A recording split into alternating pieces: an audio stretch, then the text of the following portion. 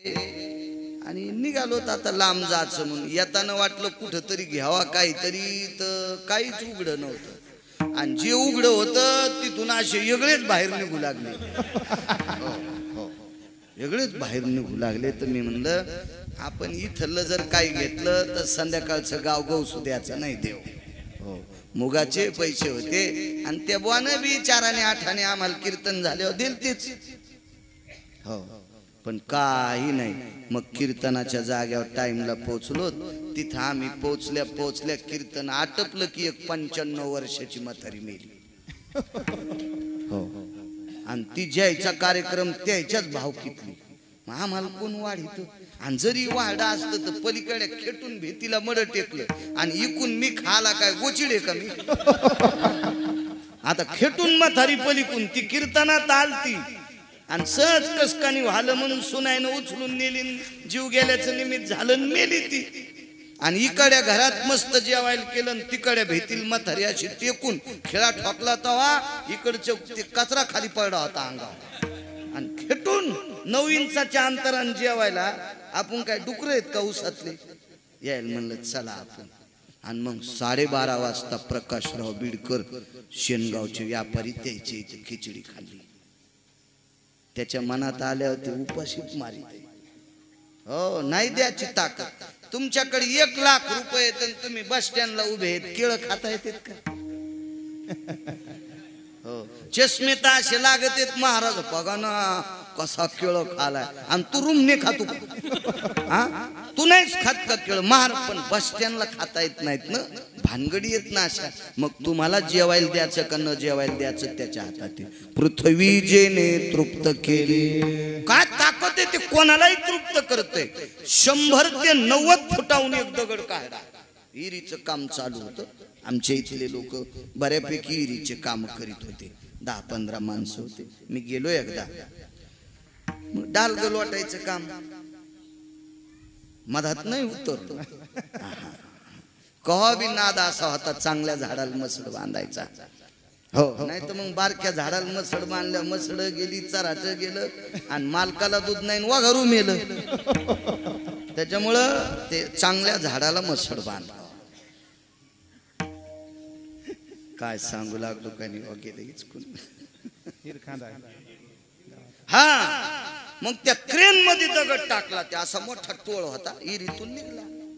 आणि क्रेनच्या त्या वरी घेतल्या बरोबर दगडाची गंजी होती. त्याच्यावर तो दगड आदळला, निष्ठाला. आबा खाली निष्ठाल्या दगडावर आदळला, 2 तुकडे झाले. आणि मधातून बेंडकी बाहेर आली त्या दगडातून. आणि नेमकाच आम्ही ज्याची ईर फोडीत होतो ते होतं हिंदू पण वागायला पाकिस्तानी. कशाचा देव महाराज, कुठं देवन कायन, कशाचा देव. 90 फूट ईर गेली, छापी भिजवायला पाणी नाही. हो, छापी नसन तुम्हाला कळत, नसन कळत, कारण तुम्ही चिलीम वळडीच नाही ना. तर छापी कशी कळन तुम्हाला.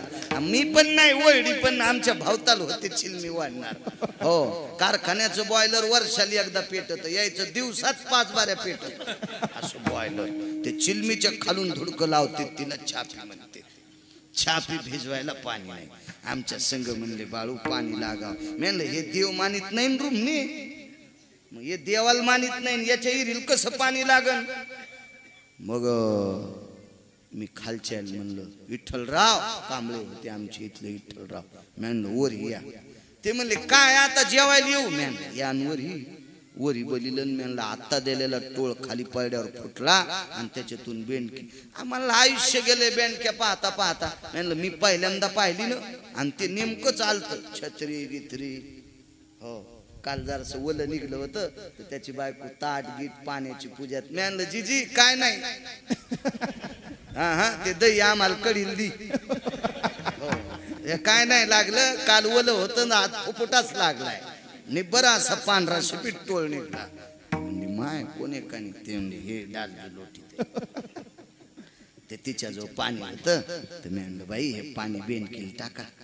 पहिला पाऊस पडणं गेल्यावर बेंडक्या भिजित होते ना. माय लहानपणी ते धोंडीचा खेळ करायचे. धोंडी असायची ती. आणि मग सती लोक पाणी टाकायचे. मजा होती हो पहिली. त्या खेळायत मजा, सगळ्या वागण्यात मजा. चंडकुबान मग ती त्याला जे मागत होते तिला धोंडी मागणी म्हणत होते. बापू तुम्हाला तितकंच कळत आहे ते बी ऐकून ऐकून. विठाला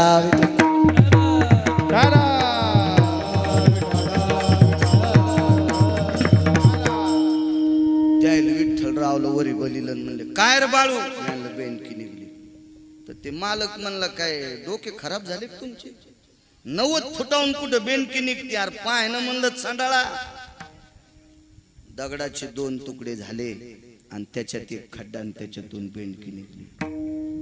पाषाणाची पोटी बैसला दरदरू आणि तयामुखी चारा कोण घाली. हे काय गांजा फुक्याचं वाक्य आहे का. 90 फूट अंतर खोल त्याच्यात निघलेल्या दगडात बेंडूक निघतोय. कसा चारा घालतोय. पृथ्वी जेने तृप्त केली ही त्याची ताकद आहे. आणि त्याशी यशोदा भोजन घाली. याला नवल म्हणतात. नवल विश्वव्यापक कमलापती त्याशी गवळणी कडिये घेती. विश्वात व्यापून उरलाय. काय त्याच्या आधारावाचून राहत सांगा बरं. 100-150 फुटांत पाण्यातून यायचंय तर ताफा लागायला.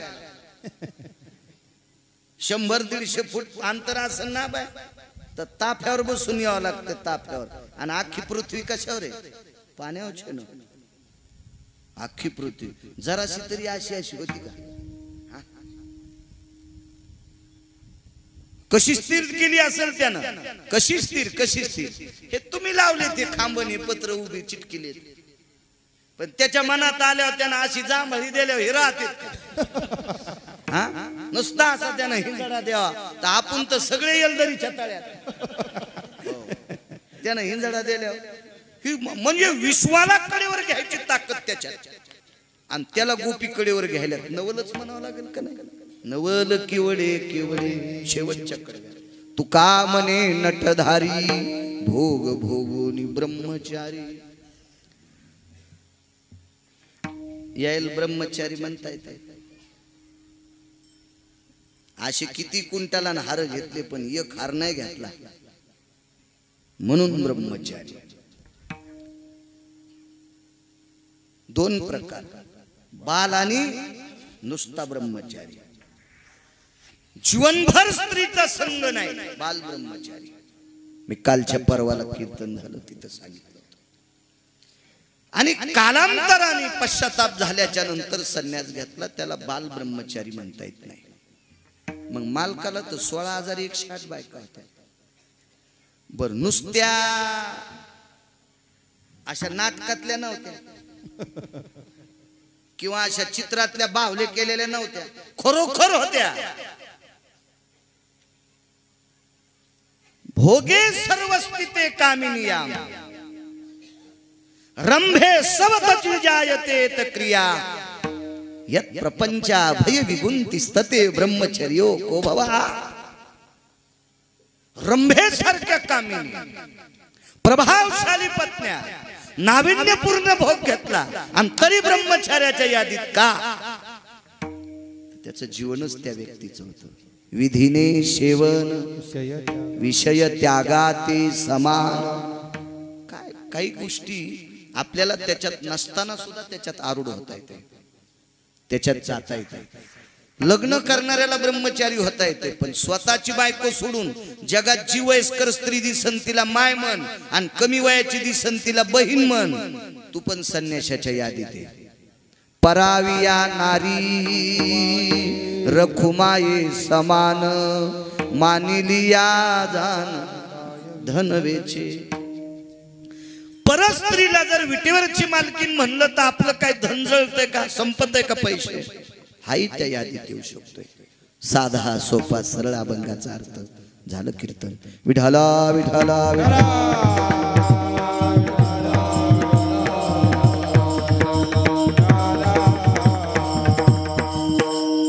एकच सांगतो महिलांना. एरवी काही बोलत नसतो मी कुठं. काही गरज नसती. पण इथं जेवढ्या सात्विक सदाचारी पुण्यशील मावल्या बसलेल्या आहेत डोंगराळ भागातल्या काळ्या मातीशी झुंज देणाऱ्या मावल्या आहात तुम्ही. एक कीर्तन करून निघलो होतो, 10 मिनिटं असं बसलो तर खिशे तर दोन्ही भरले होते. मला खरं बोलायचं ना आले. गावरान तूप खाल्लं ना तर पुढच्याने विचारलं काय जेवलं तर काय नाही तू पण पोळी खाल्ली. इतकं म्हणायला काय जिबीला येडिंग होती का? पण चांगलं खाल्ल्या एक जण मला कुटके खाल्ले, सकाळच्या मसडच मेली दुधाची. खोटं नाही बोलायचं माणसानं, आपलं चांगलं चाललंय ना. ते पाया पडलेले काही म्हाताऱ्या पाया पडू लागले आबा तर ते खिशात पैसे टाकले तर ते नंतर वाटलं खिसा फाटन म्हणून भात्राच्या घोळात पैसे घेतले.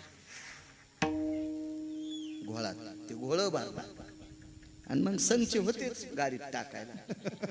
काय असते ते टाकले गाडी, काही नाही वाटलं. पण रस्त्यानं जाताना रस्ता विचारण्यासाठी एका जागेवर गाडी उभी केली. त्या माणसाला रस्ता विचारित होतो, तितक्यात 2-3 बाया बांधाच्या कडीचं शेवटचं तास खुरपीत होत्या. त्याच्यातल्या एका बाईनं ओळखीलं, बाई महाराज आहेत ग. त्या सगळ्यात 5-6 जणी पाया पडायला आल्या आणि एकीच्या कमराला महाराज रुपया होता. मातीनं हात भरलेले होते. तिनं कमरेला खोसलेला रुपया काढा, पाया पडली आणि तिनं माझ्या हातात टाकला. त्या रुपयाच्या पाया पडू, कारण तो कष्टातला दाम होता, तो श्रमातला दाम होता, श्रमातला दाम होता. तशा माझ्या इथे बसलेल्या मावल्या, मला कळतंय आपण या डोंगराळ भागातले आहोत. आपल्याकडं फारशी काही अशी सुपीक जमीन नाही, आपण साध्या भागातली माणसं आहोत. पण एक विनंती करील, या साध्या भागात असताना सुद्धा विटेवरचा मालक आपल्याला 2 वेळेची भाकरी, निवारा आणि अंगाला कपडे देतोय. ही त्याची कृपा आहे आपल्यावर, ही त्याची कृपा आहे आपल्यावर, कृपा आहे त्याची, कृपा आहे. मागच्या आठवड्यामध्ये 19 किलोमीटर पर्यंत झाडाला पान राहिलं नाही.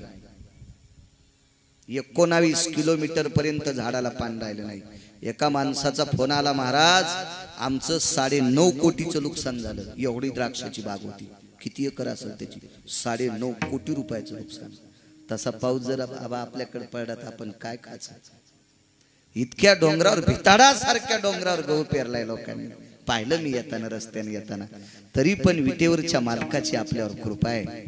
मावल्यांनो, तुम्हाला एक विनंती करेल, एका वर्षभरात दिवसभर एखादी बाई जर 200 रुपयाचा कापूस येत असेल तर त्याच्यातला 1 रुपया एका डब्यात टाक. 300-350 रुपयाचं काम करत असेल तर 2 रुपये एका डब्यात टाक. एका वर्षात 1 कॉलम करू शकते ती माऊली. या सभा मंडपाचा 1 कॉलम ती करू शकते, एक खांब ती करू शकते. आणि तो खांब विटेवरच्या मालकाच्या मंदिराला आधार असेल. तो 1 खांब विटेवरच्या मालकाच्या मंदिराला आधार असेल आणि मालकाच्या मंदिराला आधार दिलेला खांब इथून पुढच्या आपल्या लेकरांना आधार देणारे. इतकं मात्र लक्षात ठेवा. काय होतं माहितीये का, जास्त वतायला माणसाला त्रास होत असतो. रुपया 2 रुपये जर एका डबक्यात टाकले तर वर्षभराचे हजारो रुपये होऊ शकतात. एखाद्या बाईनं तिचे कमी पैसे पडले असतील तर मिस्त्रीची मजुरी निघल. एखादीचे जराशे शिल्लक पडले असतील तर त्याची खडी निघल, त्याचं सिमेंट निघेल, त्याचं लोखंड निघल. आणि ह्या राजे हो, वानर छोटे होते पण संख्या भरपूर होती. 18 पद्म वानर, 72 कोटी रीस आणि 56 कोटी गोलांगुळ होते. या सगळ्यांनी मिळून 1200 किलोमीटरचा सेतू बांधला. शासनाच्या नाकात दम येईल 1200 किलोमीटरचा सेतू बांधायला. रुपयाचा खर्च नाही, जेसीबी नाही, इंजिनियर नाही, कोणी मिस्त्री नाही. काय डोकं, तशी आपली ताकद आहे. 1 रुपया जरी तर समर्पित केला तर याची दखल पंढरपुरातला मालक घेणार आहे. माय मावल्यांना याची दखल ठेवा. विठाला विठाला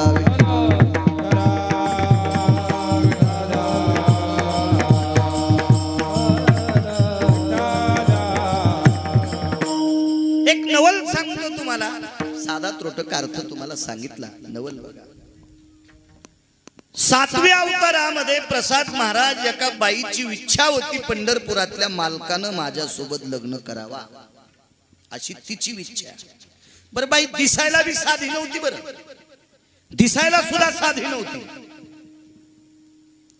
ती बाई घराच्या बाहेर निघल्यावर कंपल्सरी सूर्य ढगाच्या आडंगी जात होता. इतकं तिचं सौंदर्य होतं. तिला लाजत होता सूर्य, लाजत होता. म्हणजे सूर्याच्या तेजापेक्षा तिच्या चेहऱ्याचं तेज होतं, तेज होतं. बरं, बाई नुसती सुंदर नसून पतिव्रता होती. पतिव्रता होता. कशाहून पतिव्रता? आपल्या नवऱ्याला कोणी मारू नये याच्याकरता तिने अमृत आणून ठेवलं होतं. हाय का जगात बाई दाखवा बरं, नवऱ्याच्या वाचण्यासाठी अमृत आणून ठेवा. अमृत, अमृत. तिचं नाव होतं चंद्रसेना. बाई पवित्र किती होती सांगू का तुम्हाला? परवाला आमच्या मित्रानं असंच केलं.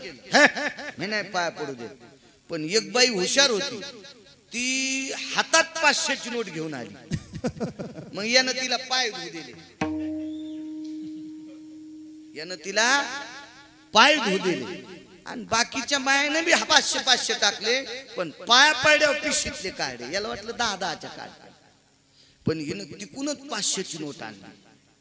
तो हे तिला पाय धुऊ देऊ लागला. असा महाराज नव्हता तिला मानणारा. महाराज जगातला 1 नंबरचा संन्यासी. तिने तेज कांती प्रसन्न केला तो रे, तिच्या चरणावरी लोळला. तेज कांती मारुतीराय आणि तिच्या अंगणामध्ये मारुतीराय लोळत होते. मारुतीराय आबा, तिच्या अंगणातली माती मारुतीरायनं अंगाला लागावा याच्याकरता लोळणच घेतलं. प्रभू रामचंद्र आले, तोपर्यंत तिचा नवरा मेलता. आले, चाल म्हणले मारुती. नाही म्हणले, मला जर लोळू द्या. आणि पुन्हा मालका देखता लोळले आणि प्रभू रामचंद्र जवळ आले. मारुतीरायाच्या अंगाला असा हात लावला आणि मारुतीरायाच्या अंगाची माती कपाळाला लावली. विचारलं, हनुमंता नवल सांगतोय? नवल, नवल. एक दोनच सांगतो, जास्त त्रास देणार नाही तुम्हाला. का रे लोळला सिद्ध तू? मारुतीराय म्हणले, मग आमचं जाऊ द्या म्हणले. एक तर मी पशु आहे, येऊनी जन्मला मरकट. मी वानराच्या येऊनीतला, मी लोळू द्या.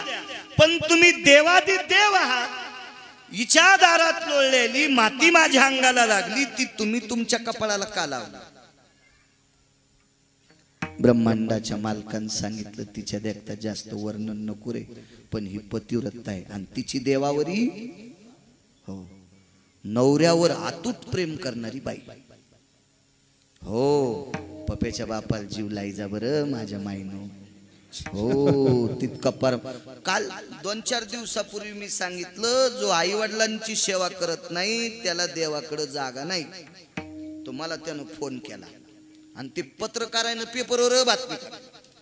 तर त्यानं मला फोन केला, महाराज असे काही मायबाप आहेत की पोराला कोर्ट कचऱ्या करायला लावायला, पण ते लाखात एखादा सापडल, लाखात एखादा सापडल. तिथं दोष पोराचेही पाहावं लागतील. पण मायबापाची सेवा न करणाऱ्याला किंमत नाही. नाही नाही नाही नाही. ते म्हणला आम्ही अमक्या महाराजाचं ऐकतो. मग म्हणलं त्याला विचार आणि त्याचं रेकॉर्डिंग करून मला ऐकव, मग मी त्याचा शिष्य होतो. तुला जे सांगतो का महाराज त्याचं मला सांग ना, मी त्याचं शिष्य तोपात करतो. हो, लोकांना ऐकू द्यावं, मग त्याचे कीर्तन ऐकत इतकं पाहू आपण लोक. आई बापाच्या सेवे इतकी सेवा कोणती नाही. आणि बाईनं नवऱ्याची सेवा केली की जगातल्या सगळ्या देवाची सेवा केल्याचं पुण्य प्राप्त होते. हो, बिना डब्याचाच नवरा ऑफिसला गेला आणि ही बेल वाहल बसली.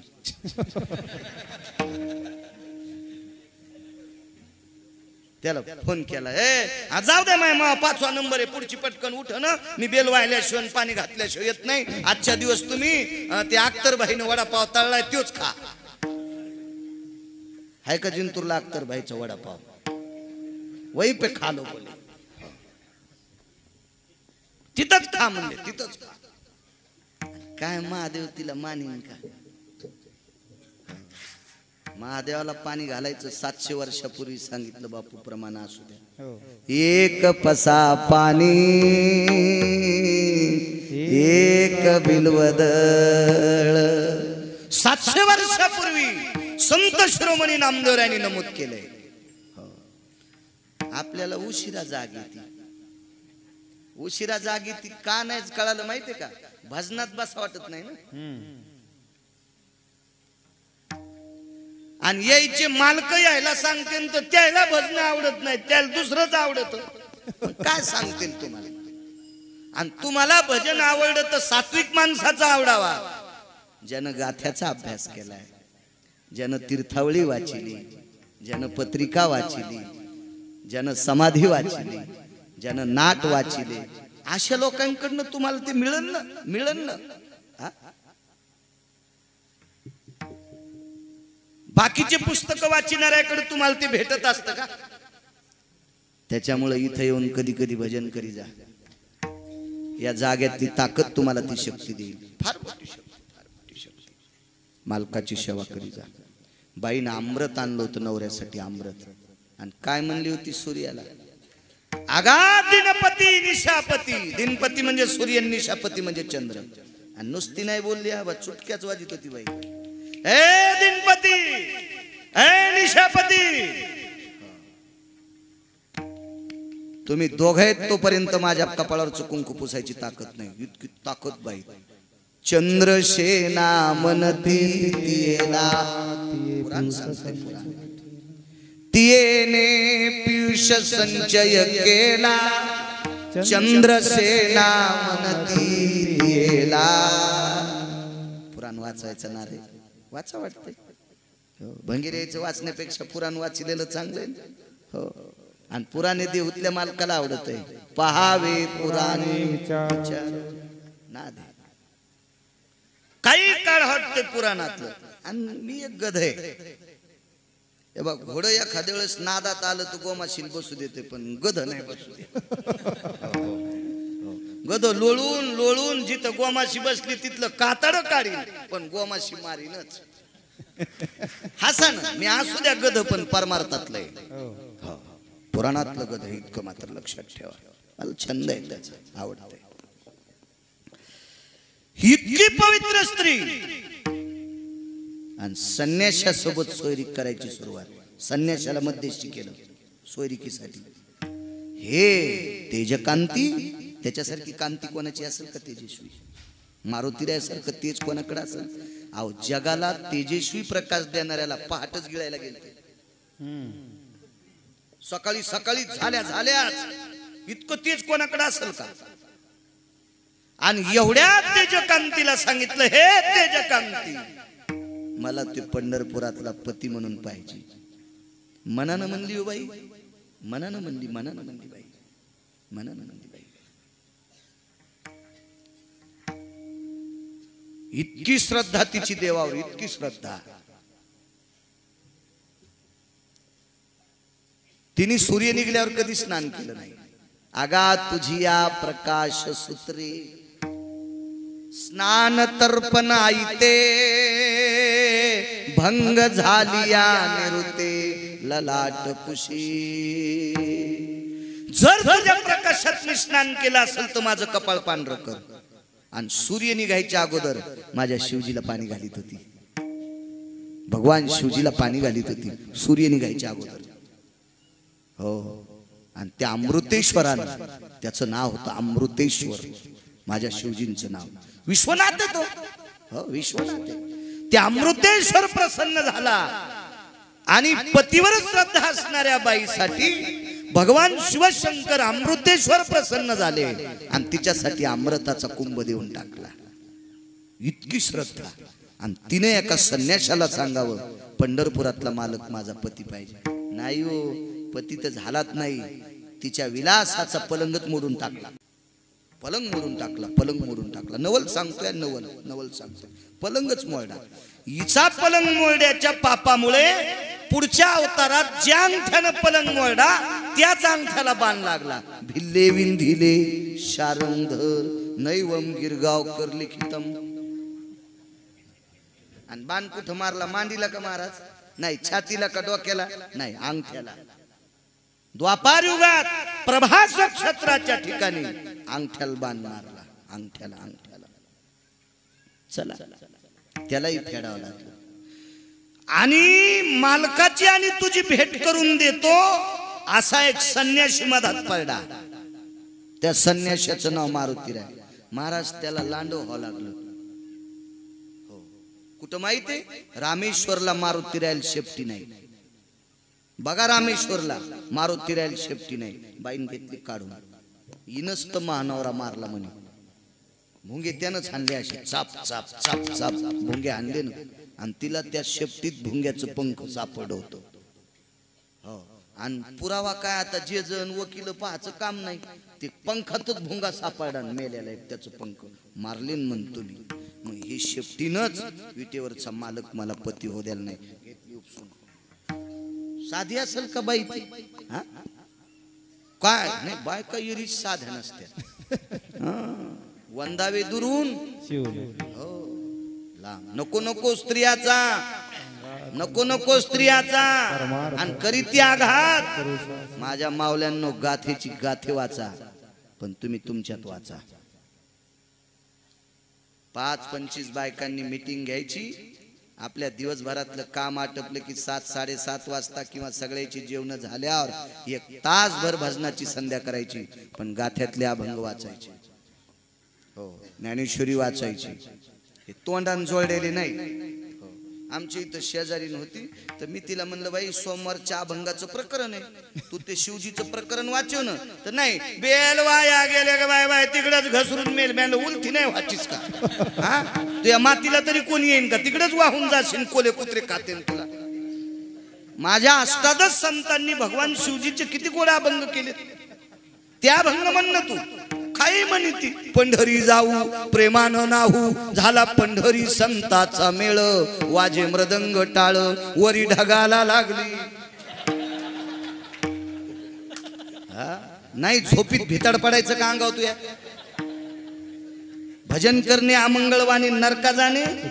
हो, काय शिवजीचं प्रकरण आहे? शिवजी काय सामान्य आहेत का? तुम्ही काही भंगाळल्यासारखं म्हणायचं शिवजीला.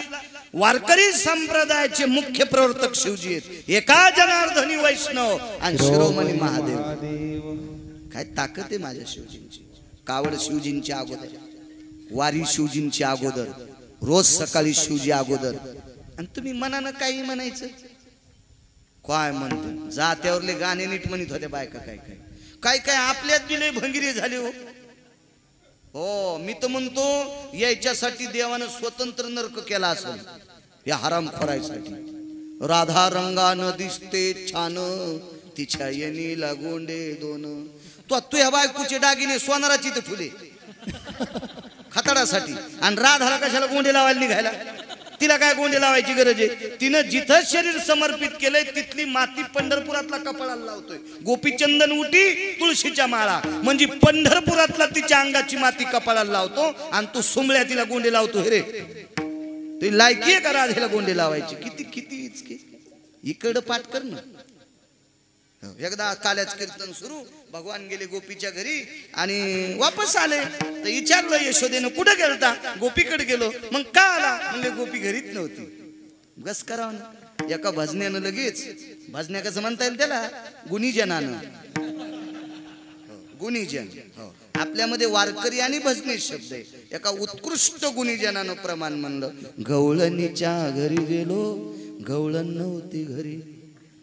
मी लगेच म्हणलं हो हो, फोन करून नव्हती गेले का? फोन करून जायचं असतं म्हणजे तुम्हाला कळालं असतं गवळण घरी होती का खुरपायला गेलती. काय काय काय कोण्या नरकात टाकावं हे कळल का देवाला? मला अहो त्याची सुद्धा कॅसेट गुंडाळत असेल. हे नमुने कुठूनच आले. विठाला विठाला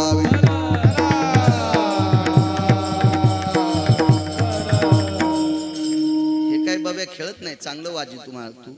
पण काही एक दोन जाग्यावर गेलो तर आम्ही बोलताना पकवाद्या व्हॉट्सअप खेळू लागला. मी लगेच त्याला जवळ बोलिलं. म्हणलं तुझी बायको काही हॉस्पिटलमध्ये ऍडमिट केली का? काय डिलिव्हरी वगैरे काय आहे का? नाही नाही काय नाही. म्हणलं मग काय पाहला तू इतकं इतकं काय इचकायला? आमचा अपमान नाही, पंढरपुरातल्या मालकाचा अपमान आहे. हो, कशाला व्हॉट्सअप खेळता?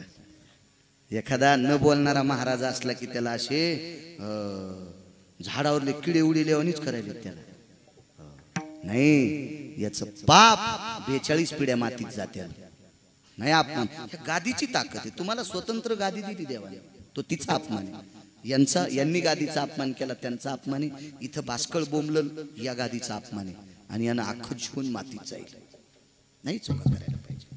संप्रदाय फार मोठा आहे, फार मोठा संप्रदाय, फार नावी. या संप्रदायावर सर्च विदेशातले लोक करायला, या संप्रदायावर PhD विदेशातले लोक करतात, विदेशातले. आणि आपलं ज्याच्या गावाला गंगा त्याच्या गुडघ्याला सांगा.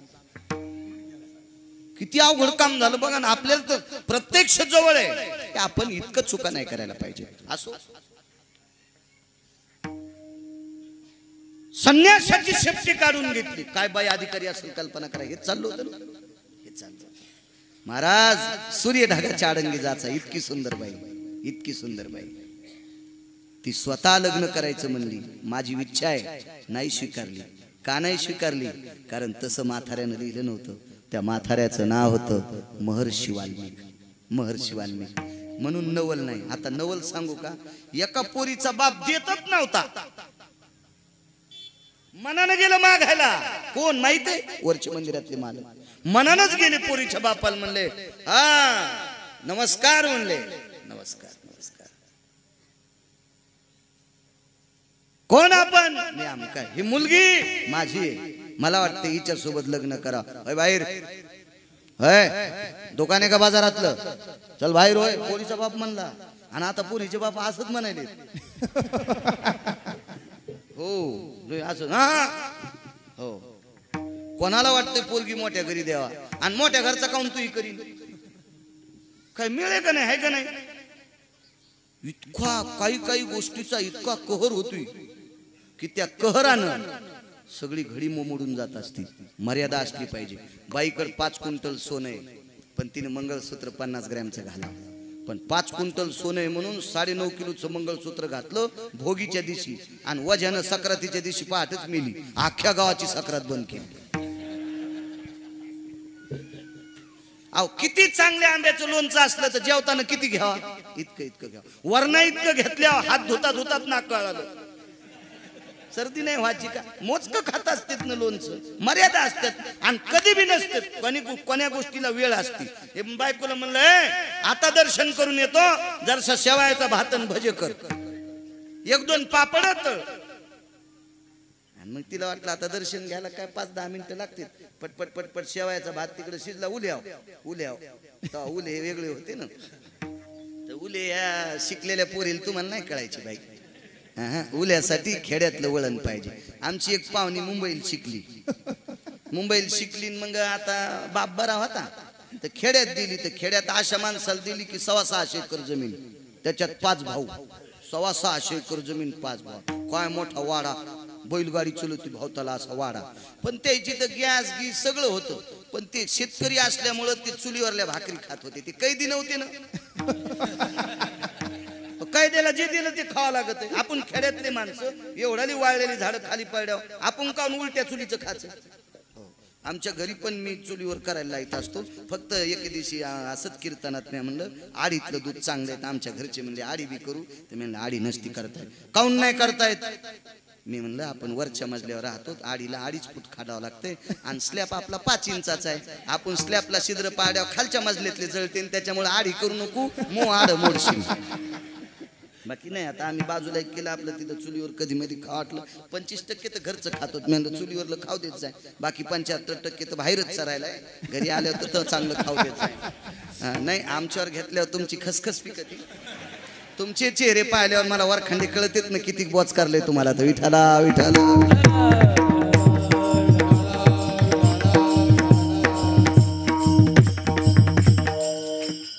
काय सांगू लागलो. खेडेगावात दिली पाहुण्याची. हा, खेडेगावात पोरगी दिली. मग सासू चांगली होती ना. सासू म्हणली बबे तू काय कर बाई, तू काय शहरात राहिलेली होती. तिच्या शहरातलं काय नव्हतं.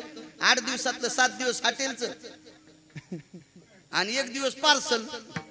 वडापाव, टॅटिस काय म्हणतात त्याला? हा, तुम्हाला कसं माहित? आहे का नाही? हा, संन्याशानं लुगड्याच्या दुकानात कशाला जावा? काय गरज आहे का? आणि आंधळ्यांच्या चष्म्याच्या दुकानात कशाला जायचं महाराज? मला का म्हणता येत नव्हतं का पॅटीस? पण मला पाहायचं होतं तुम्ही बी किती चोर पंक्चर येतं. विठाला विठाला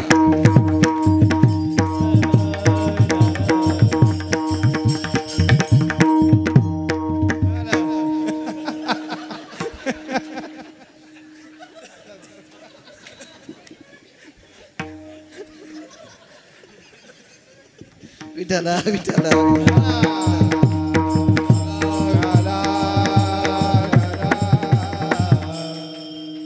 सासू चांगली होती बिचारी आबा.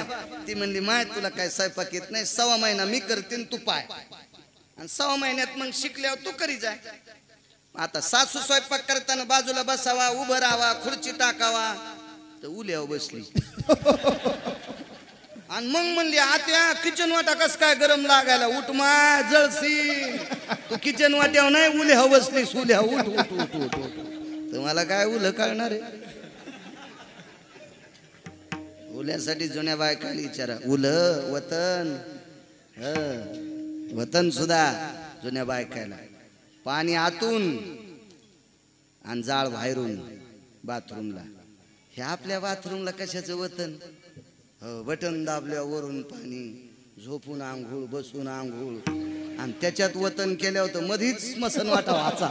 त्याच्यात कुठं वतन असतं का. विठ्ठला विठ्ठला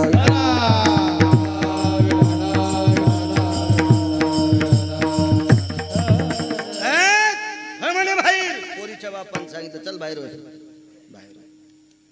आता याला ती पोरगी करायचीच होती मालकाला.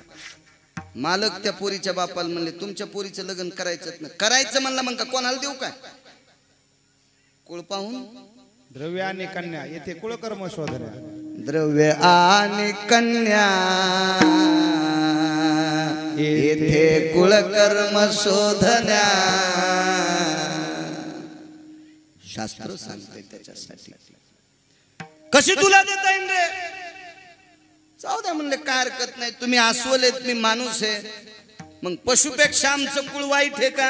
अरे कुळाचं जाऊ दे सोडून म्हणले, पण तू हिला जगू शकतो का. त्याला काय माहित म्हाताऱ्याले कोणी म्हणून. माणसं वरच्या अंगावर जातात. आमच्या शेजारच्या गावचं एक जण गुळ घ्यायला गेलं.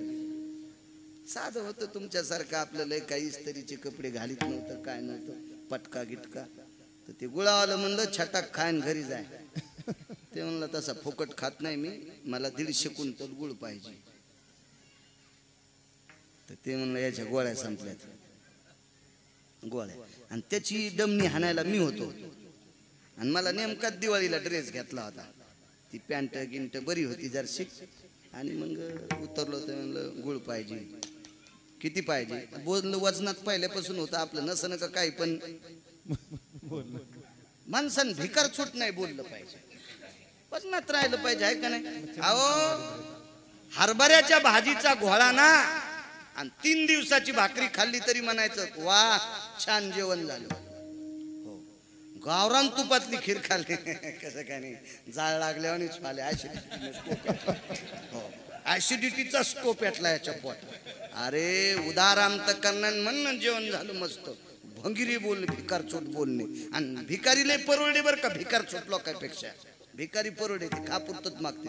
भिकार चोट पिढ्यानं पिढ्या बरबाद करते. भिकार चोटायचं संगती नसं, भिकार चोट असते. ते काय सांगू लागलो. गुळाचं. हा गुळाचं. मी गेल्याबरोबर हा भया तो हापूसून पोरायला भया म्हणायची. पॅन्ट गिंटे नवीच होती आणि मिशनीवाल्यानंच इस्त्री केली. तिथून पुढं मला नाही जाऊ कधी. आणि मग किती पाहिजे म्हणलं 150 क्विंटल. काय भाव वजनात. हो किती पाहिजे म्हणले 150 क्विंटल. काय भाव एवढ्या. बर बर बर बर बर बर. पैसे म्हणलं आणतो. त्याला म्हणलं सौदा झाला. ते म्हणले त्याच्या म्हणल्यानुसार गुळ घेतो, पण बैलगाड्या भरून त्याच्या लोकांनी द्यावा लागतात. मी गेलो, म्हणलं बैलगाड्या तुमच्या माणसाने टाका, आम्हाला आम्ही देणार नाही. ते म्हणलं तुमच्या बैलगाड्या ह्या सुटलेल्या सगळ्या मायाच्यात. म्हणलं 19 बैलगाड्या मायाच्यात. आणि मी गडी होतो. मी गडी. बर बर बर बर बर. मग भायाचा लगेच मला शेठ म्हणू लागले. वा वा शेठजी या या या. तर मी म्हणलं येते, आमचे आजोबा आहेत ते पैसे देतील. हे म्हातारे नको बोलते, नको म्हणले म्हातारे. ते नको नको नको भेट नको नको नको. मी म्हणलं पैशाचं घे नाही, तुला काय करायचं म्हाताऱ्यावर. नोटा खऱ्या असल्या बस झाल्या. त्यानं आडा उकळल्याबरोबर पैसे काढले. आणि तेव्हा गुळ लय स्वस्त महाराज, लय स्वस्त. 83 रुपये क्विंटल. मग 150 क्विंटलाची झालीच किती. ते पटक्यातच बंडल गवसल ना ते, पटक्यातच. हे कोण येते? म्हणलं हे 19 गाड्यावरले ते 18 आणि मी एक, आम्ही यायचे गडी येते आणि हे आमचे मालक आहेत. त्यानं बसायचं पोत झटकिलं आणि म्हाताऱ्याला बसायला दिलं. काही काही माणसं वरच्या रंगावर जाते आणि आमच्या इथल्या पोरगी बोलण्यावर दिली. आम्ही जत्राला जाता जाता ते पोराच्या बापानं आम्हाला चहा पाजला. हा म्हणले या या महाराज या, तेव्हा चहा घेत होतो मी, या म्हणले चहा प्याला. ते लगेच पोरगा आलं. बाप लगेच म्हणलं काय चाललं रे? काय नाही म्हणलं 50-60 अवताला, 50-60 अवताला दमनी भाकरीला आणि तमाम मोकळे.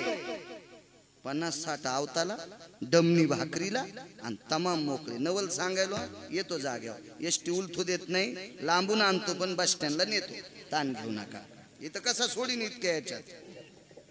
हो मग ते आमच्या संघचं म्हणलं 50-60 अवताला दमनी भाकरीला आणि तमाम मोकळे. कारभारच तसा असं म्हणजे 50-60 अवताला म्हणजे 60 अवताला म्हणल्यावर 30 आवतं ना बा, आणि 50 म्हणल्यावर 25 आवतं. ते म्हणलं वरचे 10 चुलीत जाऊ दे बाळू, पण 25 आवतच आहेत ना 50 बैल. आणि दमनी भर भाकरी म्हणल्यावर गडी किती असतील आणि तमाम मोकळे म्हणजे मोकळे जनावर किती असतील. आपल्याला काय माहित नाही बाबा, पण मला खाती की गाल नाहती की गाल लगेच कळत येत. पण ते म्हण हा 1.5 दिवसात पोथ्या वाचायला म्हणजे लय हुशार झाला का, केवढा माणूस आहे, याच्या पोराला आपली पोरगी द्यायची. आणि लगेच सुपारी फोडीन. त्याचं पोरग तर गुडघ्यालाच बाशिंग बांधून होतं. लग्न लागलं, मांडव परतनील पोरगी आली. मी असं चाललो लाल मातीकडे, आमचे पकरू महाराज आहेत, ते लाल मातीपासून निघले. तिकून त्याची गाडी आली. त्या पोरीचा चेहरा असा कसकानी वसकटलेला. मी म्हणलं काय झालं बबे? माझ्या संसारात सारा मंगळवार झाला. आणि मी म्हणलं कसं काय झालं? 50-60 अवताला दमनी भाकरीला तमाम मोकळे. कशाचं महाराज? आमच्या एका बैलाचं नाव 50 आणि एका बैलाचं नाव 60 आहे. म्हणजे एक बैल आणि एक हाल्या होता. हो, बैलाचं नाव 50 आणि हाल्याचं नाव 60 आहे. म्हणजे 50-60 अवताला. आणि मग सासरा हावसान सासूला डमनी म्हणतोय, डमनी भाकरीला. हो, बायकोला ते डमनीच म्हणतोय.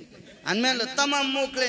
काय नाही, मैं आमच्या सासूला पोरग झालं तेव्हा तिच्या बापानं गाय दिली. ती गाय मेली, सगळा वंश गेला आणि एक गोर आहे, त्याचं नाव ठेवलंय तमाम्या. आणि तमाम मोकळे. अशी वरून सोयरी केली तरी फसली. आणि साध्या पटक्यावाला पाहिलं तर गुळावाला फसलं. म्हणजे वरून कोणाला पाहतच नाही. वरून झकपक आतून भग भग 12 हात येळू फिरायला. काही काही माणसाच्या टोप्या इतक्या कडक असतात की बोरीत वाढता येतात. आणि बायको अख्तर भाईचा कापूस याचायला. काय त्याची टोपी चुलीत घालायची, त्याचे कपडे काय कामाचे आहे का नाही, असं काय कायचा देखावा असतो. बघा ना कशी बापूची टोपी कशी कडक आहे. होगी जवळून गेलं तर ऑपरेशन होईल माणसाचं. विठाला विठाला.